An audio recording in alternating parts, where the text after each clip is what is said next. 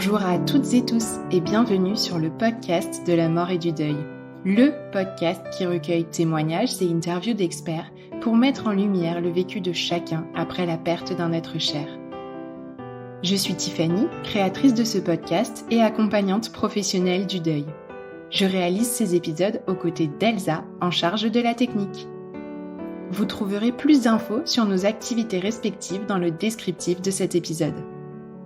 Avec ce podcast, on espère vous permettre de vous sentir un peu moins seul dans l'épreuve. Alors, pour accompagner votre été, on a eu envie de voyager un peu nous aussi. On vous emmène donc à la rencontre d'autres regards sur la mort et le deuil à travers une série d'interviews inspirantes. Préparez-vous à découvrir d'autres cultures, à entendre d'autres approches de la fin de vie et de l'accompagnement du deuil, à écouter des parcours de vie aussi. Bref, à naviguer chaque semaine dans d'autres possibles.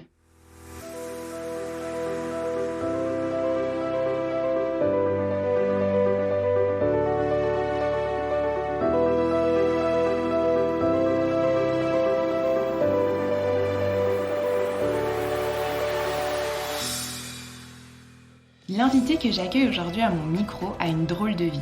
Né dans une famille de marbriers, il a le privilège de loger désormais dans le cimetière le plus célèbre de France, sans pour autant être mort. Parmi les plus de 70 000 sépultures qui l'entourent au quotidien, on retrouve celles de Molière, mais aussi Édith Piaf ou Guillaume Apollinaire, Oscar Wilde, mais aussi Jim Morrison, pour ne nommer que quelques célébrités. Son métier ? Il va nous l'expliquer, mais sur le papier, il est en charge de le conserver. Mieux encore, son loisir favori consiste à arpenter les allées de ce cimetière lorsque nul autre que lui ne peut le faire pour y photographier une vie sauvage bien souvent insoupçonnée. L'an dernier, il a même sorti un livre nous parlant de l'incroyable richesse de la faune, pas toujours si sauvage, qui ramène de la vie dans un lieu honorant nos morts et plus largement encore, au cœur de notre capitale. Enfin, si vous avez écouté l'épisode bilan de la saison 2, vous connaissez le nom de mon invité, puisque c'est bien lui que je rêve d'accueillir à ce micro depuis des lustres. Et oui, je reçois aujourd'hui Benoît Gallo, illustre conservateur du Père-Lachaise. Bonjour Benoît. Bonjour Tiffany. Je me réjouis d'enfin avoir trouvé ce fameux créneau pour vous recevoir sur mon podcast. Je suis ravi également, ça fait un petit moment qu'on en discutait effectivement, donc enfin trouver le temps, donc c'est parfait.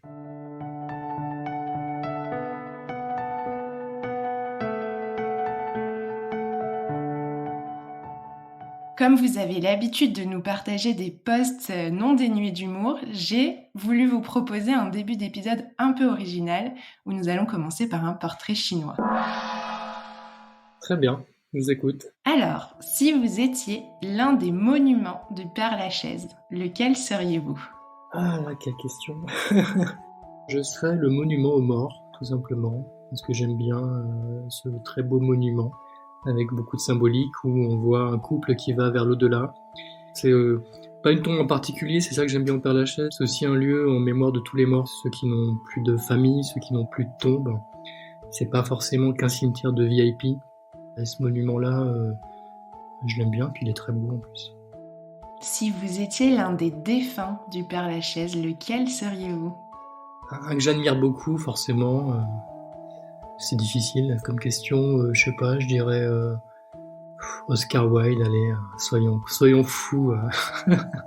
Et enfin, évidemment, si vous étiez l'un des animaux du cimetière du Père-Lachaise, lequel seriez-vous ? Celle-là, elle est facile. Un renard sans hésiter. Que vous nous avez fait découvrir dans cet endroit où on n'aurait jamais imaginé les voir. Ah oui, moi non plus, je pensais pas voir un jour un renard au cimetière du Père-Lachaise, c'était vraiment une surprise incroyable, mais on y reviendra je pense, mais c'est tellement étonnant de les voir là. On commence à s'habituer, mais ça fait 4 ans quand même. Alors on va commencer maintenant un petit peu notre échange plus classique en revenant dans un premier temps sur votre parcours. Je me demandais, quand vous étiez enfant, qu'est-ce que vous vouliez faire comme métier plus grand ? Enfant, je n'avais aucune idée de ce que je voulais faire, vraiment, mais jusqu'en terminale, même après. En terminale, je ne savais pas quoi faire de ma vie. J'étais bon élève, j'avais plutôt des bonnes notes, donc j'ai choisi de faire du droit, parce que c'était très généraliste et que ça pouvait mener un peu après à tout. Donc je me suis dit, allons-y pour le droit, je n'y connaissais absolument rien, personne de ma famille n'était juriste, ni juge ni avocat, mais bon voilà, je me suis lancé un peu presque à l'aveugle dans ce milieu-là. J'étais pas un scientifique, j'étais pas non plus un littéraire.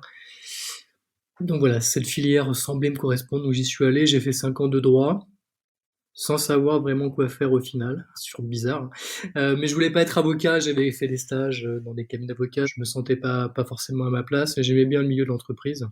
Et j'ai voulu faire juriste d'entreprise en me spécialisant dans le droit d'auteur. Ce que j'ai beaucoup aimé d'ailleurs. J'ai eu un DEA en propriété intellectuelle et j'ai vraiment adoré cette année, ce que j'ai appris, la méthode de travail.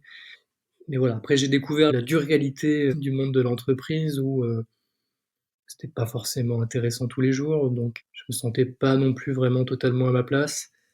Et au bout de 2 ans, après avoir travaillé dans des sociétés de production audiovisuelle qui faisaient de la télé-réalité, des émissions sur des groupes de musique par exemple, ou des jeux vidéo, etc., j'ai décidé de passer un concours pour travailler à la ville de Paris. Donc changer complètement de voie, en me disant que peut-être en me mettant au service d'une collectivité, je me sentirais un peu plus utile. Ça me motivait pas vraiment tous les matins de me lever pour aller travailler. Et donc je me suis dit, bon, j'avais bien aimé le droit administratif quand j'étais à la fac, je me suis dit, ça devrait me plaire. Voilà. J'ai passé ce concours en 2006, que j'ai réussi. Quand je suis arrivé à la DRH de la ville de Paris pour me proposer un poste, le chargé de recrutement a pris beaucoup de pincettes pour me parler d'un poste qui était très très très intéressant, très atypique mais très intéressant, sans me dire où c'était ni en quoi ça consistait. Mais j'ai compris qu'il devait absolument placer quelqu'un sur ce poste-là. Et quand je lui ai demandé mais c'est quoi et c'est où, il m'a dit écoutez, c'est un poste de juriste au service des cimetières de la ville de Paris. Et votre bureau serait au cimetière du Père-Lachaise. Et moi j'ai trouvé ça incroyable. Et j'ai dit oui tout de suite. Et il était très surpris parce que je pense que ça s'était confirmé après. J'étais le seul à vouloir candidater sur ce poste parce que travailler pour les cimetières parisiens, ça fait peur. C'est la mort, c'est un milieu méconnu. Et donc aucun camarade de ma promotion n'a voulu postuler sur ce poste-là. Donc j'ai eu le poste.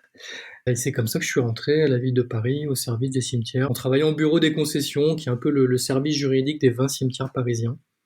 Et mon premier bureau était pas très loin d'Oscar Wilde notamment, dans le cimetière du Père-Lachaise, donc dans un cadre complètement hors norme. Et jamais j'aurais pensé travailler là. Parce que ce qui est très drôle, en fait, pourquoi je n'ai pas eu peur, contrairement à mes camarades, c'est qu'il faut quand même le dire tout de suite, c'est que j'ai grandi dans une famille de marbriers funéraires. Depuis 3 générations, ma famille gérait une entreprise de marbrerie en Seine-et-Marne, à Bray-sur-Seine, pas très loin de Provins, pour ceux qui connaissent. Et mes parents géraient la marbrerie et le magasin de la marbrerie était imbriqué avec ma maison d'habitation.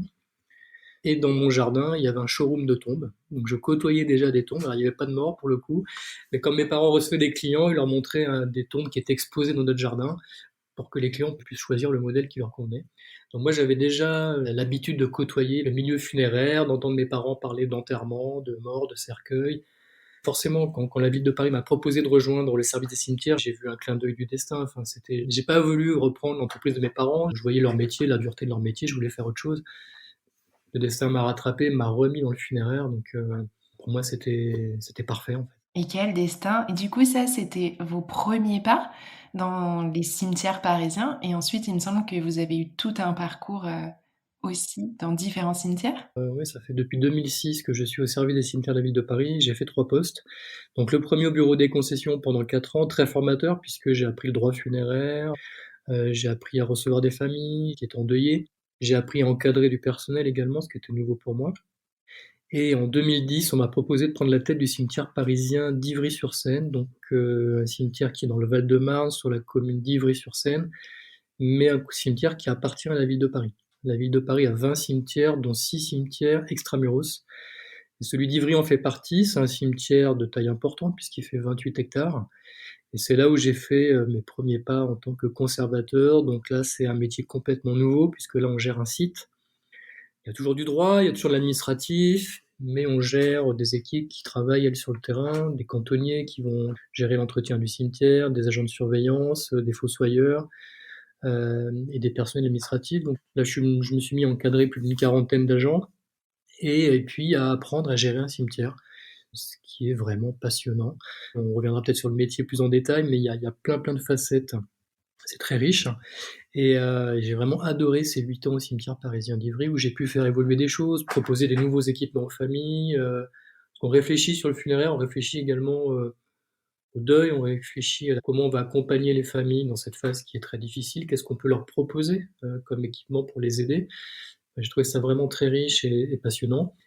8 ans plus tard, en 2018, on m'a proposé de revenir au Père-Lachaise, mais cette fois-ci en tant que conservateur du cimetière.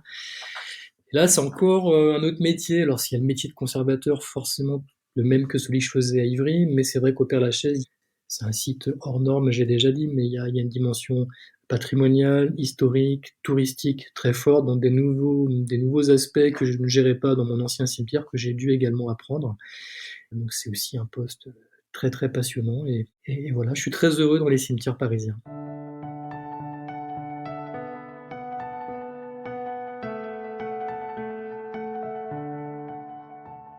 Est-ce que vous pouvez nous parler un petit peu d'une journée type, si seulement il en existe une dans votre métier? Alors ce que j'aime beaucoup, c'est qu'il n'y a pas de journée type dans mon métier. C'est ça que j'adore, puisque le matin, j'ai une idée assez vague de ce qui m'attend, mais c'est très très rare que ça se déroule comme prévu, puisque c'est un site avec une très forte fréquentation, beaucoup d'activités, il y a toujours des imprévus.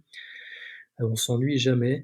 Donc on est toujours bousculé. C'est vrai que mon emploi du temps est toujours bousculé. Le funéraire, c'est aussi un des rares secteurs, on est dans l'urgence. Quand quelqu'un décède, les familles ont un délai de 6 jours pour enterrer leur mort. Donc on peut pas se permettre d'attendre. Il faut être très réactif.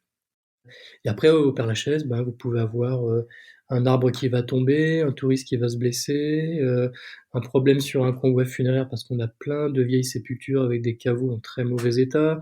Donc, il faut prendre des décisions, être réactif. Voilà, donc ça, j'aime bien. Après, il y a quand même des missions qui reviennent quasiment tous les jours. Là, par exemple, aujourd'hui, j'ai reçu 2 familles ce matin pour vendre des concessions funéraires. Ça, c'est le cœur de métier, j'ai envie de dire. C'est ce que je préfère d'ailleurs. C'est gérer le Père-Lachaise comme un vrai cimetière, et c'est un vrai cimetière.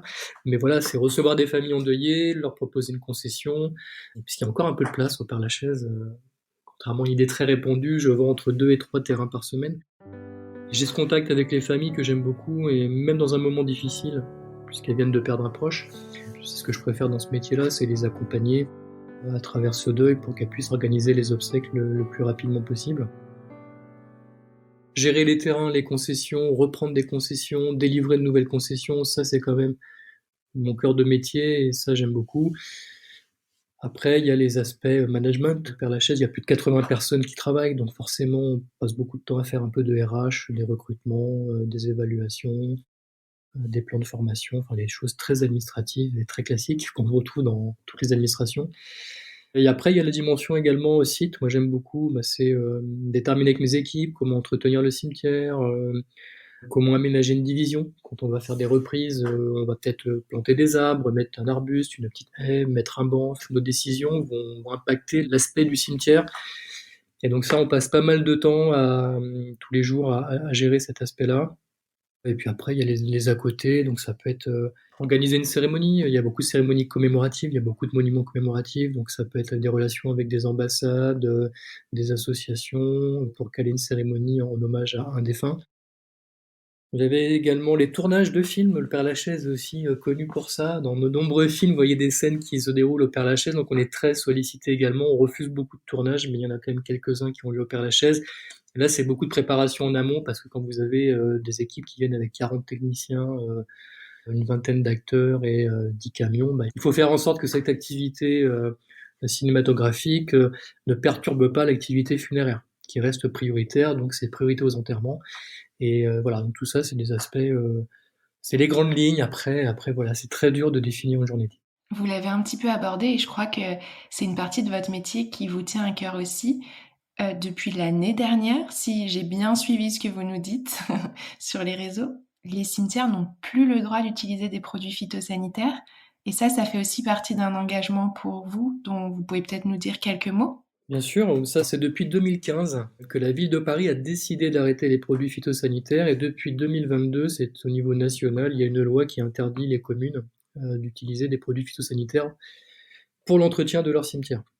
Donc aujourd'hui, c'est au niveau national que tous les cimetières sont confrontés à cette même problématique, c'est comment entretenir un cimetière sans produits phytosanitaires. sans produits pour tuer les plantes qui poussent entre les tombes. Donc moi, c'est depuis 2015, j'ai commencé à Ivry à entamer la transition. En fait, encore plus tôt, dès 2011, la ville de Paris, les élus nous avaient incités à diminuer le volume de produits phytosanitaires utilisés. Donc moi, j'avais déjà commencé en 2011. J'étais pas du tout convaincu. J'étais très réticent.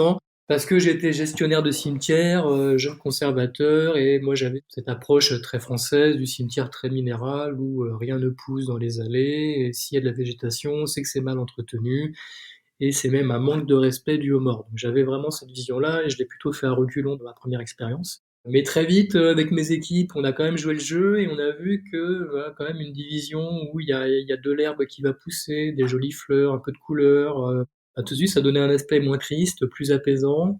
Et puis, il y avait la question quand même de la santé des agents également, de ne pas utiliser des produits qui étaient nocifs. Donc, petit à petit, j'ai changé un peu ma perception des choses et mon équipe aussi. Il y a une sorte de dynamique s'est créée. Et en fait, en 4 ans, on a été complètement convaincus par la démarche. Et on était prêt en 2015 à basculer au zéro phyto total, et ce qu'on a fait. Et la ville de Paris a pris cette décision la même année. Et donc, moi, ça fait voilà plus de 10 ans aujourd'hui, enfin oui, que je suis dans le zéro phyto. Je trouve ça passionnant parce que bah, moi, je suis le premier surpris de voir ce que ça peut apporter un lieu comme un cimetière. C'est accepter que des fleurs sauvages poussent entre les tombes, dans les allées. C'est vrai que ça change. Il faut que le regard change, que le regard s'habitue. C'est aussi changer de méthode de travail avec les équipes. Donc c'est de l'accompagnement, c'est trouver du matériel, faire des formations, faire évoluer les métiers. Donc c'est aussi passionnant. Et puis on voit très vite qu'il y a quand même un écosystème qui se recrée. On voit des fleurs apparaître, on voit des insectes revenir, on voit plein d'oiseaux. Alors moi j'ai été formé, je n'y connaissais absolument rien, j'ai même la phobie des oiseaux. C'est plutôt des animaux que j'évitais. Et j'ai vu que dans un cimetière comme Ivry et au Père-Lachaise aujourd'hui, il y a énormément d'oiseaux. Ces grands cimetières dans des zones urbaines sont des réserves ornithologiques de premier plan. Et puis petit à petit, là, on voit que la vie reprend, le cimetière s'embellit, devient de plus en plus vert. Et puis après, bah, la cerise sur le gâteau, c'est les renards qui reviennent. Et ça, je l'ai vécu 2 fois. Ça veut dire qu'on est dans la bonne direction. Alors, on a vu des hérissons revenir, des écureuils à Ivry, et puis en 2017, c'est les renardeaux. À peu près 5-6 ans après le début d'une baisse drastique du produit phytosanitaire, on voit que le site a verdi, il y a des fleurs, il y a des insectes, donc il y a de la nourriture pour les renards qui souhaitent y vivre. Donc le renard s'installe et se reproduit dans les cimetières. Donc, mes premiers renardeaux, je les ai vus au cimetière parisien d'Ivry. Et en venant au Père-Lachaise, je pensais pas qu'il y aurait autant de verdure, de plantes sauvages et même de faune sauvage, puisque moi je connaissais le Père-Lachaise qui est quand même très fréquenté, près de 3 millions de touristes par an. Très dense également, beaucoup de chapelles, c'est assez minéral, même s'il y a 4000 arbres, il y a quand même beaucoup de sépultures. Voilà, moi je me disais, ça sera jamais aussi riche que dans mon cimetière de banlieue parisienne où c'était un peu la campagne. Et en fait, à ma grande surprise, au Père-Lachaise, il y a une richesse incroyable. Non seulement les plantes et les fleurs sauvages reviennent, on a des orchidées sauvages, on a une variété incroyable de plantes sauvages. En 5-6 ans aujourd'hui, on voit que c'est très très riche, y compris en plein Paris. Donc ça, c'est très intéressant. Et puis même phénomène qu'à Ivry, j'ai vu des renardeaux et des renards venir. Alors en plein Paris, c'était encore plus incroyable. Moi, je pensais pas ça possible, mais ils sont venus avant le confinement. Un usager et un agent du cimetière m'ont signalé avoir vu un renard. Bon, peut-être qu'un renard avait trouvé le chemin, mais j'étais loin d'imaginer qu'un couple avait trouvé le chemin du Père-Lachaise et s'était reproduit dans le cimetière, puisque pendant le premier confinement, je suis tombé nez à nez avec des renardeaux. Et donc là, j'ai l'impression de vivre un peu la même chose qu'au cimetière parisien d'Ivry, avec 4-5 ans de décalage au cimetière du Père-Lachaise, un site qui se transforme de plus en plus, qui est verdi de plus en plus, et des animaux qui réinvestissent les lieux. Et ça, c'est fascinant. Ça a complètement changé mon regard sur la chose. Et on le voit aujourd'hui avec le réchauffement climatique, le besoin de nature, en pleine ville, on voit que ces grands cimetières aujourd'hui ont aussi un rôle vis-à-vis des vivants. Parce que le Père-Lachaise, c'est aussi un lieu où on vient se promener, flâner, et c'est vrai que c'est grâce à la végétation qui pousse, c'est aussi très riche aujourd'hui. Et voilà, c'est avant tout un cimetière, le Père-Lachaise, mais c'est pas qu'un cimetière. Et le zéro phyto a grandement aidé à changer cet aspect du site lors des 10 dernières années.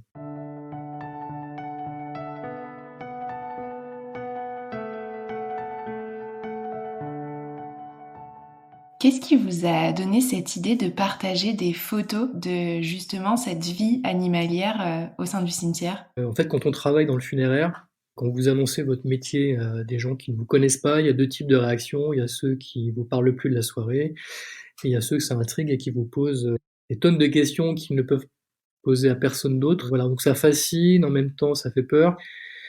Mais souvent l'image, bah ça va, un cimetière c'est tranquille, ça doit être triste, t'es pas déprimé, en plus t'habites dedans, enfin ça va être compliqué, etc.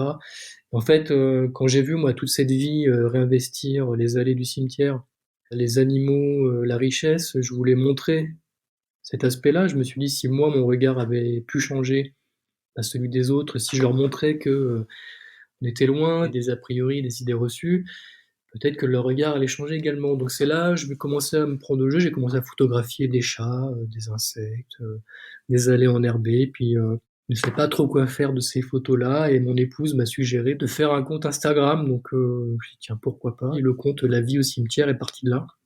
Et comme je dis sur mon compte Instagram, c'est pour montrer qu'il n'y a pas que la mort dans un cimetière. Les lieux sont aussi très vivants. Donc c'était tout simplement partager un peu ma vision du cimetière avec le plus grand nombre. Quelle a été votre rencontre la plus marquante avec un animal au Père-Lachaise? La plus marquante, c'est la rencontre en avril 2020 avec un renardeau pendant le premier confinement. Donc là, on était dans un contexte très très particulier. Alors c'est vrai que dans le funéraire, on a l'habitude des situations dramatiques, mais là, on était en plein premier confinement, donc avec une augmentation de la mortalité très forte, plus 40% d'activité. On avait mis des masques, on ne se serrait plus la main, on faisait des réunions à travers les écrans. Enfin, tout était chamboulé, puis on avait peur encore, on n'avait pas encore le recul sur la maladie, on ne savait pas s'il y aurait un vaccin, on ne savait pas si on pouvait être hospitalisé si on était malade du Covid. Donc il y avait quand même un contexte avec beaucoup de stress, d'angoisse au sein des équipes, avec les familles. Donc on travaillait en plus avec effectif réduit puisqu'on avait des personnels qui étaient fragiles ou qui étaient malades et voilà, on était des petites équipes avec une hausse de l'activité dans un cimetière fermé. Les espaces verts et cimetières parisiens ont fermé. Mais l'activité continuait derrière les portes fermées. Et donc le contexte était vraiment assez lourd. Je crois que j'ai jamais vécu ça en presque 20 ans de carrière dans le funéraire. Dans le cadre de ce confinement où j'ai été en contact avec les familles par téléphone, je ne recevais plus les familles, j'étais allé voir un emplacement que je m'apprêtais à concéder pour un enterrement. Et j'aurais pu emprunter 1000 chemins, mais j'ai emprunté celui-là ce jour-là, je sais pas pourquoi, mais j'ai coupé à travers une division assez sauvage où il y a beaucoup de végétation, beaucoup de verdure que j'aime beaucoup.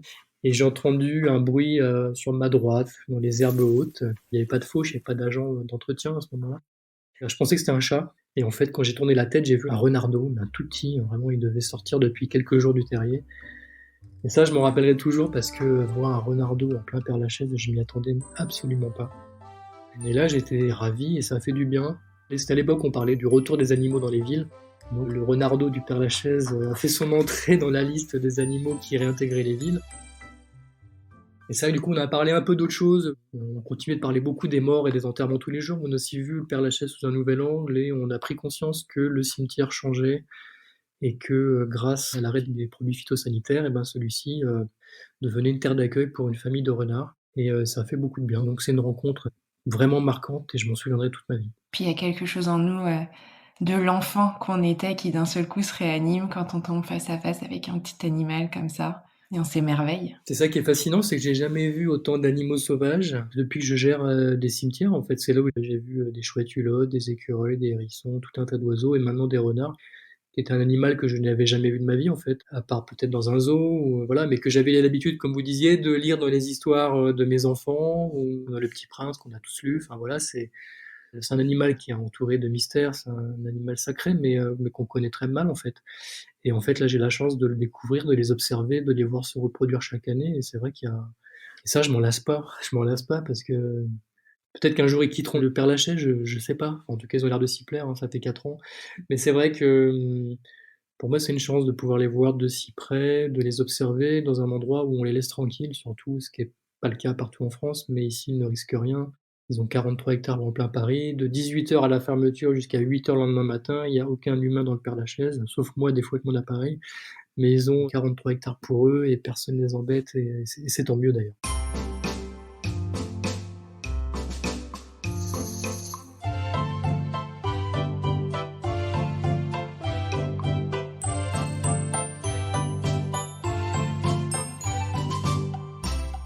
Est-ce qu'il y a encore un message important pour vous que vous aimeriez faire passer à travers justement ces partages autour de la faune?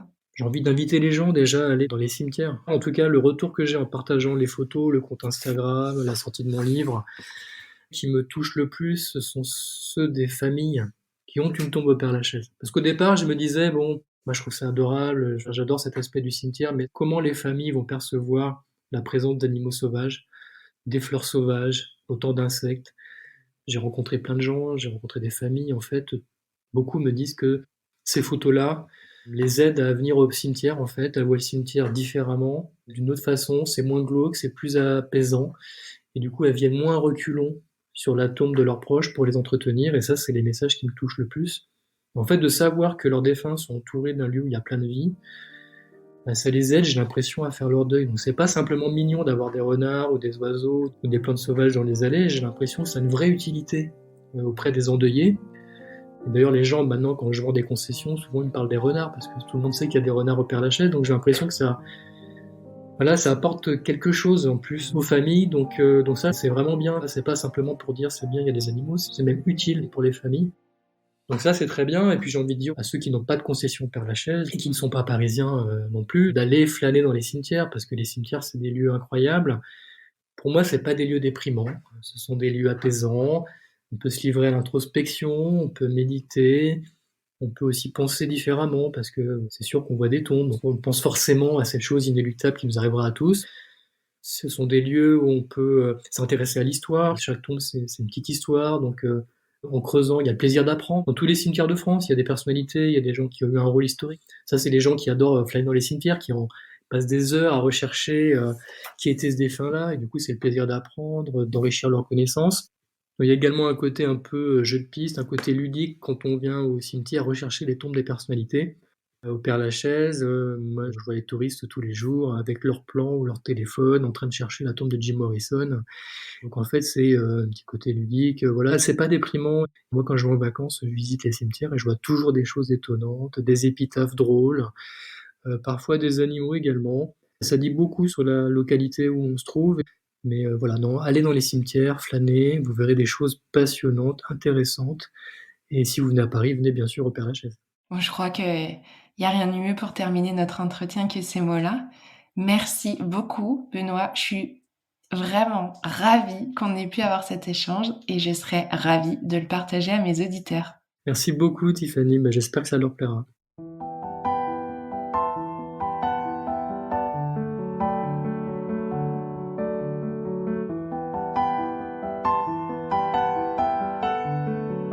J'espère que l'intention de cet épisode est arrivée jusqu'à vous et que ce partage vous a inspiré. Si tel est le cas, n'hésitez pas à le dire en laissant des étoiles et un commentaire sur les plateformes d'écoute qui le permettent. Ça ne prend que quelques instants et c'est le meilleur moyen de faire rayonner un peu plus fort encore ce podcast. Alors, foncez! Et si vous voulez encourager notre travail, vous avez aussi la possibilité de nous faire un don sur mon site internet www.les-envolés.com dans l'onglet Le podcast. Comme d'habitude, je vous donne rendez-vous la semaine prochaine pour un nouvel épisode.